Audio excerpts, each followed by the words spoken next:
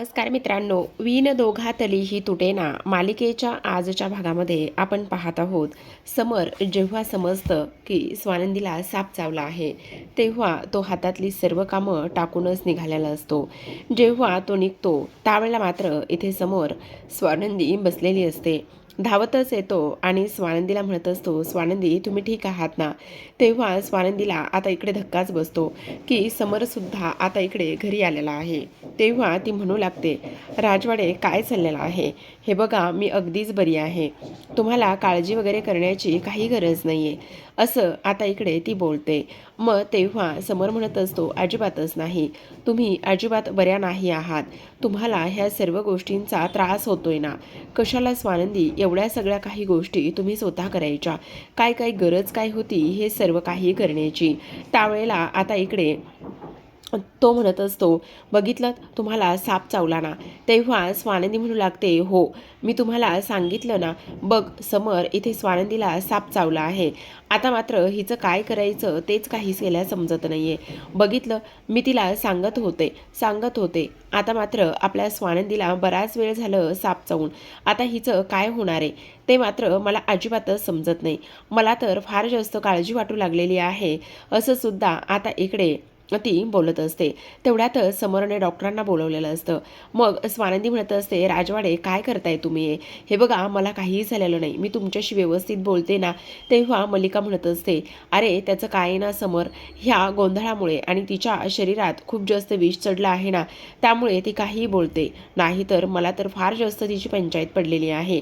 असं सुद्धा ती बोलत असते. तेव्हा स्वानंदी समरला म्हणत असते, राजवाडे जरा माझं ऐकून तरी घ्या. मुळात मी काय म्हणते ते एकदा माझं ऐकून तरी घ्या. त्यावेळेला मात्र स्वानंदी म्हणत असते, मला जो काही साप चावला आहे, इथे सापाने मला त्या काहीही झालेलं नाही आहे. कारण जो साप मला चावलाय तो साप इथे बिनविषारी होता. त्या सापामुळे मला काहीही झालं नाही. असं सुद्धा आता इकडे स्वानंदी बोलू लागते. म्हणजे तुम्हाला कसं माहिती? कारण मी इथे ना एन्व्हायरमेंटमधून इथे PhD केलेली आहे आणि त्यामुळे मात्र मला कोणता साप विषारी आणि कोणता साप हा बिनविषारी आहे हे समजतं. मला अजिबात साप चावलेला नव्हता. राजवाडे मी तुम्हा सर्वांना तेच सांगण्याचा प्रयत्न करत होते की मला ना इथे साप चावलेला नाही म्हणून. पण तुम्ही मात्र मला अजिबातच इकडे ऐकायला इकडे तयार नाही आहात. असं सुद्धा आता इकडे ती बोलत असते. तेव्हा डॉक्टर तुम्हाला काळजी वगैरे करण्याची काहीही गरज नाही. असं सुद्धा आता इकडे ती बोलत असते. त्याचबरोबर इकडे समर म्हणत असतो, पण तरीसुद्धा स्वानंदी मला मात्र इकडे अजूनच खूप जास्त ह्या सर्व गोष्टींची काळजी वाटू लागलेली आहे. मग आता इकडे मल्लिका म्हणत असते, हो तुम्ही बोलताय ना ते डॉक्टर अजिबातच बरोबर बोलताय. मला माहीतच नव्हतं स्वानंदी एवढी हुशार आहे. आणि तेव्हा आता इकडे हा अंशुमन साप घेऊन आलेला असतो. तर मल्लिका त्याला मार असं म्हणत असते, पण स्वानंदी म्हणत असते, अजिबातच नाही. त्या सापाला आपल्याला अजिबात मारायचं नाही, काही जरी झालं तरी सुद्धा. मी काय म्हणते ते एकदा तुम्ही नीट ऐकून घ्या. तेव्हा हे बघा इथे तो साप ह्यांच्याकडे द्या. मग समरने मात्र इकडे सर्पमित्रांना बोलावून घेतलेलं असतं आणि तो साप जो आहे तो सर्पमित्रांच्या हवाली केलेला असतो. तेव्हा इकडे ते माणसं साप घेतात आणि म्हणत असतात, बरं झालं तुम्ही ह्या सापाला मारलं नाही, तुमचे अगदी मनापासून आभार. असं सुद्धा आता इकडे ते बोलत असतात. मग हे सर्व काही बोलल्यानंतर आता मात्र स्वानंदी म्हणत असते, खरं तर सापाला मारणं हे फार जास्त चुकीचं आहे. सापाला सुद्धा भीती असते आणि त्याचबरोबर तो स्वतःहून कधीच आपल्याला चावायला किंवा त्रास द्यायला अजिबातच येत नाही. आणि तो इकडे शेतकऱ्यांचा सर्पमित्र आहे. शेतकऱ्यांना इकडे उंदीर घुशी त्रास देतात. मग हा जो काही साप आहे ना, तो साप इथे त्या घुशींना आणि त्याचबरोबर उंदरांना खातो आणि त्यानंतर शेतकऱ्याच्या पिकांचं रक्षण करतो. असं स्वानंदी बोलत असते. मग आता डॉक्टर आलेले असतात. स्वानंदी म्हणत असते, त्याची काही गरज नाही आहे. तेव्हा डॉक्टर म्हणत असतात, हे बघा पाय दुखत असेल तर ही जखम आपण क्लीन करू, त्यानंतर त्यावर थोडंसं अँटीसेप्टिक क्रीम लावू आणि त्यानंतर तुम्हाला एक टीटीचं इंजेक्शनसुद्धा देऊ. तेवढ्या समरचा कॉल आलेला असतो आणि समरला कॉल आलेला असतो आणि समर म्हणत असतो, आजच्या सर्व मीटिंग्स ज्या आहेत ना त्या सर्व मीटिंग्स कॅन्सल करा. मग स्वानंदी मात्र समरला म्हणत असते, राजवाडे तुमचं काय चाललंय? हे बघा, तुम्हाला कोणतीही मीटिंग वगैरे कॅन्सल करण्याची काहीच गरज नाही आहे. तुम्ही तुमच्या कामाला बिंदास्त जा. मी अगदी ठीक आहे. काळजी करण्याची काहीच गरज नाही आहे. तुमची शपथ. असं म्हटल्याबरोबर समर म्हणत असतो, ठीक आहे, नक्की जाऊ ना मी.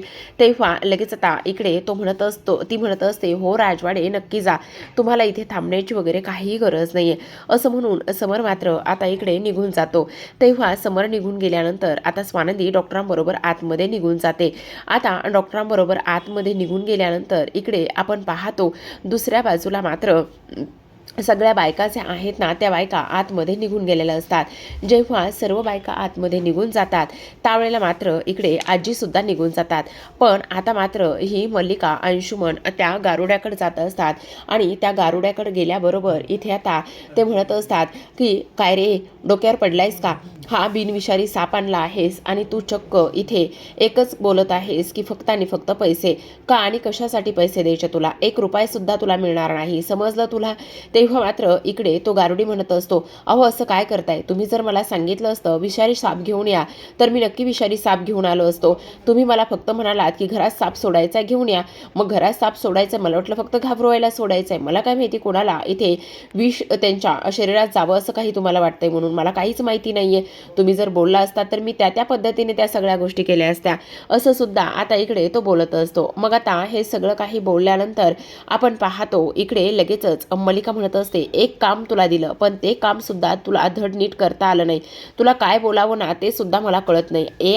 यार आई जाऊ दे ना. असं बोलल्याबरोबर आता लगेचच इकडे ती त्याला म्हणत असते, मी तुझी आई आहे, समजलं? हे यार बीर असलं काही बोलायचं नाही, आल्या गोष्टी लक्षात? असं सुद्धा आता इकडे ती बोलत असते. मग आता हे सगळं काही बोलल्यानंतर आपण पाहतो इथे मात्र ही मल्लिका आतमध्ये येते. मग आजी त्याचबरोबर स्वानंदी हे सगळेजण बसलेले असतात. मल्लिका येते आणि म्हणत असते, खरं सांगू का स्वानंदी, मी तर आज पूर्ण घाबरलेली होते. तेव्हा आजी म्हणत असतात, काय गे, मला एक गोष्ट सांग. इथे मल्लिका, तू सगळ्यांना किती घाबरवलंस ग. अशा वेळेला सर्वांना आधार द्यायचा, अशा वेळेला इथे सगळ्यांच्या पाठीशी खंबीरपणे उभं राहायचं, तर तू मात्र इथे उलटच करत होतीस का? वेडी आहेस का तू? अशा पद्धतीने कोण बरं वागतं? तेव्हा ती म्हणत असते, अहो आई असं काय करताय, मी एवढी घाबरली होती ना आणि त्यामुळे हे सगळं झालं. पण आई मला एक गोष्ट सांगा, मी सुद्धा स्वानंदीचा जीव वाचण्यासाठी किती प्रयत्न केले सांगा ना तुम्ही, नाही का ग केले स्वानंदी? तेव्हा मात्र आता स्वानंदी म्हणू लागते, हे बघा काकू प्लीज, आता मला असं वाटतंय की ना कोण काय करतं आणि कोण नाही ह्या सगळ्या गोष्टी आपण बाजूला ठेवूयात. खरं तर ना इकडे विषारी मुका जनावरांपासून वाचण्यासाठी इथे कोणत्याही शक्तीची युक्तीची गरज नसते. पण हल्ली ना जिवंत आणि ज्वलंत माणसापासून वाचण्यासाठी आपल्याला मात्र इकडे खूप काही काळजी घ्यायला पाहिजे, असा टोमणा आता इकडे स्वानंदी मारत असते आणि तो टोमणा मात्र इकडे मल्लिकाला बरोबर लागलेला असतो. दुसरीकडे आपण पाहतो आता इकडे स्वानंदी म्हणत असते, मला ऑफिसला सुद्धा जायचे, लवकरात लवकर आपण जेवण करून घेऊया. मग तेवढ्यातच आजी म्हणत असतात, मला सुद्धा फार भूक लागली. पण दाराशी आता इकडे ह्या मंदाकिनीचं विघ्न आलेलं असतं. जेव्हा दाराशी ह्या मंदाकिनीचं विघ्न येतं त्यावेळेला मात्र इकडे ती म्हणत असते, वाचवा वाचवा वाचवा म्हणूनच आरडाओरडा करत असते. मग आता सर्वांचं लक्ष तिच्याकडे जातं.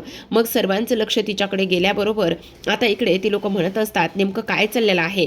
आई काय चाललेलं आहे? तू अशी कशी वागू शकतेस तेच मला कळत नाही. काय झालंय तेव्हा तुला? तेव्हा ती म्हणत असते, बाई लोक माझ्या मागे लागलेले आहेत, गुंड माझ्या मागे लागलेले आहेत, चोर माझ्या मागे लागलेले आहेत, मला लुटलंय त्यांनी, मला वाचवा, बघ ना मला किती लागले, बघ ना माझी अवस्था काय झालेली आहे, मला इथे भिकेला लावलेला आहे ह्यांनी, असं इकडे मंदाकिनी बोलत असते. तेवढ्यातच सगळ्यांना फार मोठा धक्का बसतो. मग सुष्मिता धावतच जाते, पाण्याचा ग्लास घेऊन येते आणि तिला पाणी देत असते. मग स्वानंदी तिला भरपूर पाणी पाजते आणि शांत करायला सांगत असते. आई प्लीज तू शांत हो, एवढ्या सगळ्या गोष्टींचा असा विचार करू नकोस, प्लीज जरा शांत होतेस का? तेव्हा ती म्हणत असते, आता मी तर शांतच आहे आणि त्याहूनही सगळ्यात महत्त्वाची गोष्ट म्हणजे आई प्लीज तू शांत हो ग, स्वानंदी म्हणत असते. तेव्हा मंदाकिनी म्हणत असते, नाही तू मला अजिबात शांत करू नकोस. माझी काय अवस्था झाली बघितलं ना, मला घरीसुद्धा असंच आहे आणि बाहेरसुद्धा असंच आहे. मला मात्र इकडे फार भीती वाटायला लागलेली आहे स्वानंदी. माझी अवस्था तू पाहतेस ना, माझ्यासोबत हे सगळं काही काय होतंय. तेव्हा मात्र आता हे सर्व काही होत असताना इकडे आजीसुद्धा म्हणत असतात, अहो तुम्ही काळजी करू नका. स्वानंदी म्हणते, आई तू आता इथे आली आहेस ना, तू अगदीच सेफ आहेस. तुला कोणीही काही करणार नाही आणि तुझ्यापर्यंत कोणी येऊन पोहोचणार नाही. तू अजिबात काळजी करू नकोस. प्लीज जरा शांत हो बरं. असं सुद्धा आता इकडे ती बोलू लागते. मग आता हे सर्व काही बोलल्यानंतर ती तिला म्हणत असते, चल आतमध्ये चल, तू छान फ्रेश होऊन ये. मग इकडे मात्र आता ही जी काही मल्लिका आहे ती मल्लिका टोमणा मारत असते आणि मल्लिका टोमणा मारल्याबरोबर इथे मात्र आजी म्हणत असतात, काय गे काय चाललंय काय तुझं. तू अशा पद्धतीने कशी काय बोलू शकतेस ना, तेच मला काही कळत नाहीये.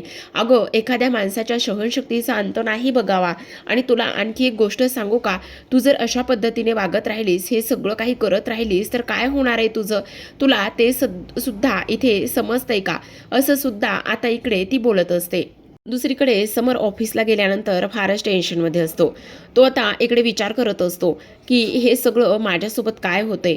तू बघितलं ना इकडे स्वानंदी मॅडम कशा पद्धतीने वागतायत आणि काय करतायत म्हणून. खरं सांगू का, मला तर फार टेन्शन आलेलं आहे. स्वानंदीच्या जर जीवाला काही बरं वाईट झालं असतं तर मी काय करायचं होतं. मी तर इकडे स्वतःला अजिबातच माफसुद्धा करू शकलो नसतो. असं सुद्धा तो इथे बोलत असतो. तेव्हा आनंद म्हणत असतो, खरं सांगू का, ह्या सगळ्या गोष्टींचा विचार करून ना माझ्या अंगावर तर अक्षरशः काटाच उभा राहिला आहे. मला सुद्धा ह्या सर्व गोष्टींची फार जास्त भीती वाटली आहे. काय बोलायचं आणि काय नाही हे मात्र मला अजिबातच समजत नव्हतं. असं सुद्धा तो इकडे बोलू लागलेला असतो. एवढंच नाही तर आता मात्र इकडे हा आनंद म्हणत असतो, ऐक ना, आता ही मीटिंग होणं फार गरजेचं आहे आणि त्याहूनही सगळ्यात महत्त्वाचं म्हणजे इकडे काही ऑनलाईन पेमेंट सुद्धा आपल्याला करायचे आहेत. असं सुद्धा आता इकडे तो बोलत असतो. मग आता हे सर्व काही बोलल्यानंतर दुसऱ्या बाजूला आता स्वानंदीने इथे या मंदाकिनीला आतमध्ये नेलेलं असतं आणि आतमध्ये घेऊन गेल्यानंतर तिला छान फ्रेश व्हायला दिलेलं असतं आणि त्यानंतर तिला सुंदर अशी एक साडीसुद्धा नेसायला दिलेली असते. मग आता ती बाहेर येते आणि बाहेर आल्याबरोबर लगेचच कांगावा करायला सुरुवात करत असते. म्हणत असते, बाई बाई माझी काय अवस्था झाली बघितलंस ना तू. स्वानंदी खरं सांगू का गं, मला तर कळतच नाहीये. मी तर धरघडची सुद्धा नाही आणि बाहेरची सुद्धा नाही. माझ्यासोबत काय काय होतंय हे तुला काय म्हणून सांगू, काय म्हणून विचारू ते मला अजिबातच कळत नाहीये. मग आता इकडे स्वानंदी म्हणत असते, आई मला एक गोष्ट सांग, तू इकडे कुठे गेली होतीस. म्हणजे आपल्या नेहमीच्याच मार्केटमध्ये गेली होतीस का अजून तू कुठे गेली होतीस. तेव्हा ती म्हणत असते, अगं आपल्या नेहमीच्या मार्केटमध्ये नव्हते गेले, मी दुसरीकडे गेले होते. काय काय सांगतेस काय, नेहमीच्या मार्केटमध्ये का बरं गेली नव्हतीस. असं बोलल्याबरोबर आता इकडे ती म्हणत असते, अगं मी म्हटलं तिकडे जाऊन थोडासा इथे स्वस्त किराणा वगैरे काही भेटतंय का ते पाहावं आणि त्यामुळेच मी तिकडे गेले होते. बस एवढंच कारण होतं. आई तू वेडी आहेस का, काय काही गरज काय होती तुला तिकडे जाण्याची. तेव्हा ती म्हणत असते, आता काय करणार सांग बरं. ती तुझी जी काही आधिरा आहे ना. मग तिथे मल्लिका आलेली असते आणि मल्लिका कान देऊनच ऐकण्याचा प्रयत्न करत असते. तेव्हा ती म्हणत असते, अगं ती तुझी आधिरा आहे ना, अगं सांगते 40,000 रुपयाची पर्स घेतली, 40,000 रुपयाची. सांग मला, मला सांग घरामध्ये 1 रुपया द्यायचा नाहीये, 1 रुपया द्यायचा नाहीये आणि नुसतं काय करायचंय तुला सांगू का, फक्त आणि फक्त इथे एवढे पैसे खर्च करायचेत आणि एवढं सगळं काही करायचंय की काही विचारूच नको. दुसरीकडे आता आनंद आलेला असतो. आनंद म्हणत असतो, ऑनलाईन पेमेंट्स तर करायचे आहेत पण फार जास्त प्रॉब्लेम येतोय, काय करावं कळतच नाही.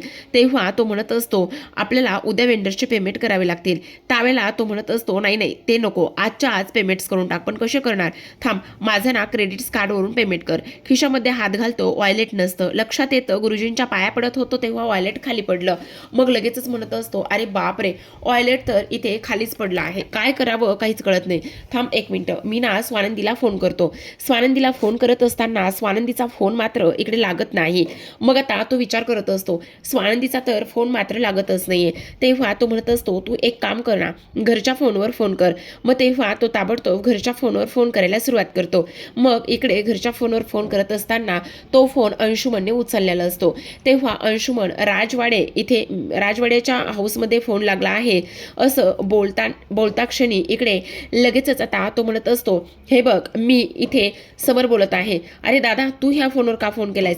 ऐक ना, स्वानंदी आहेत का? जरा स्वानंदीला देतोयस का?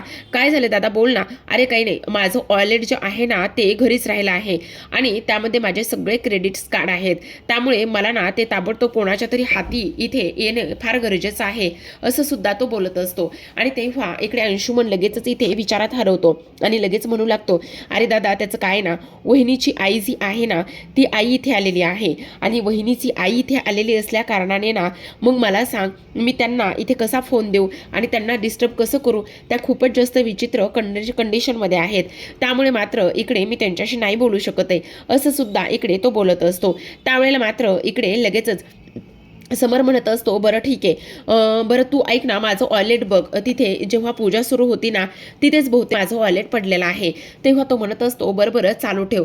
मग असं म्हणून तो धावतच इथे येतो आणि तेव्हा आनंद म्हणत असतो, अरे ऑनलाईन पेमेंटचं ऑप्शन सुरू झालेला आहे, एरर डाऊन होतं ते आता सर्व्हर ओपन झालं आहे. तेवढ्यातच आता तो म्हणत असतो, बरं ते स्वानंदी मॅडमकडे वॉलेट दे. मग त्याच्यामध्ये असलेले क्रेडिट्स कार्ड जे आहेत ते इकडे अंशुमन काढून घेतो आणि म्हणत असतो, बापरे, आता तर खूपच मोठा खजाना हाती लागलेला आहे. मग आता याचा पासवर्ड सुद्धा मला माहिती आहे, पिन सुद्धा मला माहिती आहे. दुसरीकडे आपण पाहतो आता इकडे स्वानंदी म्हणत असते, आई हे बघ, उगाचच अधिराबद्दल तू ह्या तक्रारी करू नकोस. काय संबंध आहे ह्या सगळ्या तक्रारी करण्याचा? काय संबंध आहे? असं काय म्हणतेस तू? सांग बरं. तक्रारी करू नको तर काय करू?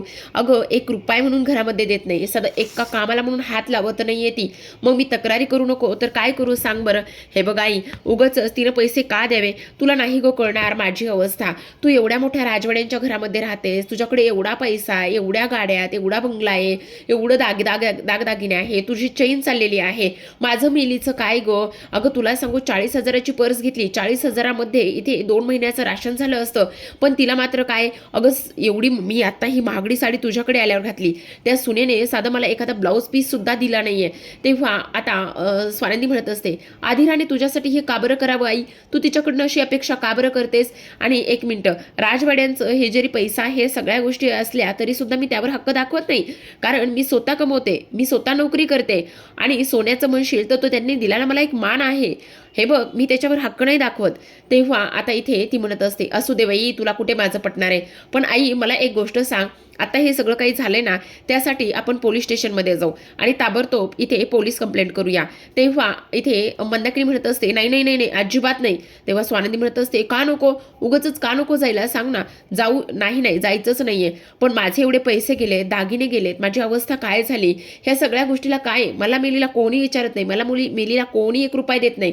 स्वानंदी म्हणत असते, 1 मिनिट आई, तुला पैसेच हवेत ना? ठीक आहे, मी तुला पैसे देते, तू काळजी करू नकोस, असं स्वानंदी स्पष्टपणे आता मंदाकिनीला बोलू लागते. आता मी पैसे देते हाच एक पॉईंट इकडे आपल्या मल्लिकाने ऐकलेला असतो. दुसरीकडे हा जो अंशुमन आहे त्याच्याकडे क्रेडिट कार्ड लागलेलं असतं, तो पैसे तिकडून काढणार असतो आणि स्वानंदी आता मात्र इकडे मंदाकिनीला म्हटलेली असते, मी तुला पैसे देते. प्रेक्षकांनो, तुम्हाला किती हा गोडगंगाल वाटतोय, त्याचबरोबर हा खेळ कसा वाटतोय? आता हे सगळं क्रेडिट कार्डमधून काढलेले पैसे स्वानंदीच्या माथी मारणार आणि समर स्वानंदीमध्ये पुन्हा वादाला इथे कारण निर्माण होणार, हेच आपल्याला उद्याच्या भागात पाहायचंय. त्यामुळे हा व्हिडिओ तर पाहायला, पण उद्यासाठी नक्की चॅनलला सबस्क्राईब करा आणि पाहत राहा विण दोघातलीही तुटेना. भेटूया अशाच एका नवीन आणि इंटरेस्टिंग अशा रिव्ह्यू सोबत. तोपर्यंत अगदी मनापासून धन्यवाद.